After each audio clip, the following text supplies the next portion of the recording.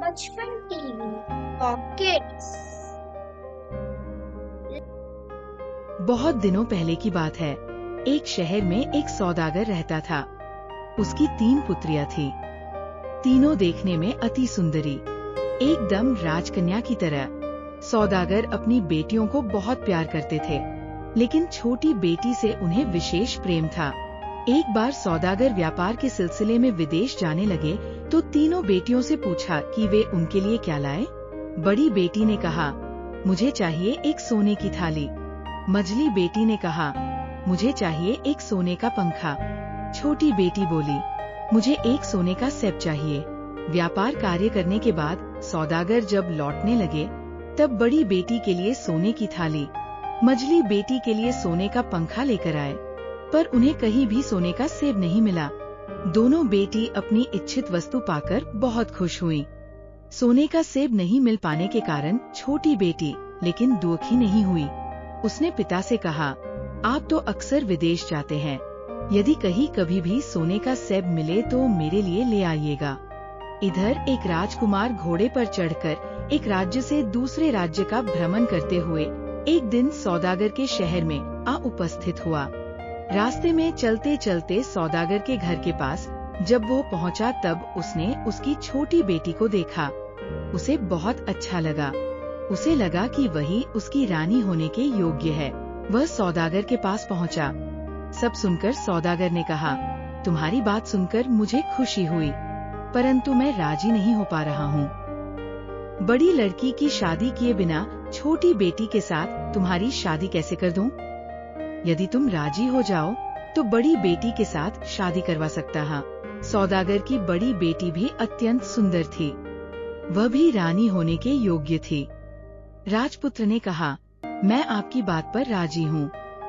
माँ पिता को दिखाने के लिए उसे अपने साथ लेकर जाना चाहता हूँ। 2 दिनों के अंदर वापस ले आऊंगा। सौदागर की बेटी को लेकर राजकुमार रवाना हुआ। थोड़ी दूर जाने पर राजकुमार ने अपने घोड़े से कहा, ओ मेरे पवन घोड़े, हमें मेरे जादूघर में ले चलो। देखते ही देखते अनेक राज्य, नदी नद को पीछे छोड़ घोड़ा पवन गति से उड़ा। कुछ देर बाद घोड़ा जंगल के भीतर एक छोटे से घर के दरवाजे के समीप रुका। घोड़े की पीठ से उतरकर राजकुमार लड़की को लेकर घर के अंदर गया। घर के अंदर के कमरे अत्यंत सुसज्जित थे। एक कमरे में एक आसन पर उसे बैठने को कहा। एक सुंदर एवं नरम आसन पर जब सौदागर की बेटी बैठी तब एक दासी उसके लिए शरबत का गिलास लेकर आई। राजकुमार के अनुरोध पर सौदागर की बेटी ने शरबत पी लिया। राजकुमार ने पूछा, इतने नरम आसन में वह कभी बैठी थी और इतना बढ़िया शरबत कभी पिया था? सौदागर की बेटी बोली, इतने नरम आसन में कभी नहीं बैठी और इतना सुस्वादु शरबत कभी भी नहीं पिया। राजकुमार ने कहा, मेरे प्रश्न का उत्तर में तुमने जो कहा है उस तरह का उत्तर रानी होने योग्य लड़की के मुख से कभी नहीं निकलेगा। तुम रानी होने के योग्य नहीं हो। चलो, तुम्हें तुम्हारे पिता के घर छोड़ देता हूँ।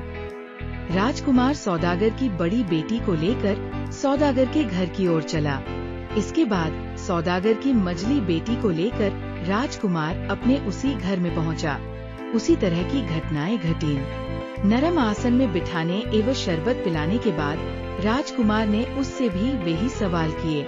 मझली बेटी ने भी कहा कि इतने नरम आसन में वह कभी नहीं बैठी और इतना बढ़िया शरबत उसने कभी नहीं पिया। उत्तर सुनने के बाद राजकुमार ने कहा, तुम रानी होने के योग्य नहीं हो। वह उसे उसके पिता के घर वापस ले गया। अंत में छोटी बेटी की बारी आई।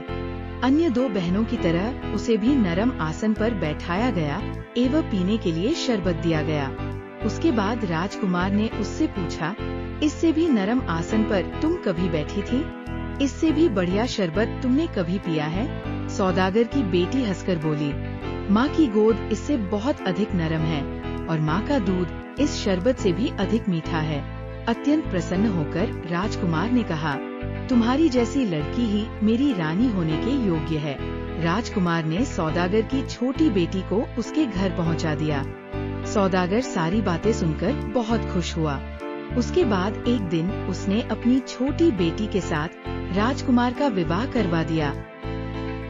Thank you. Please like and subscribe Bachpan TV.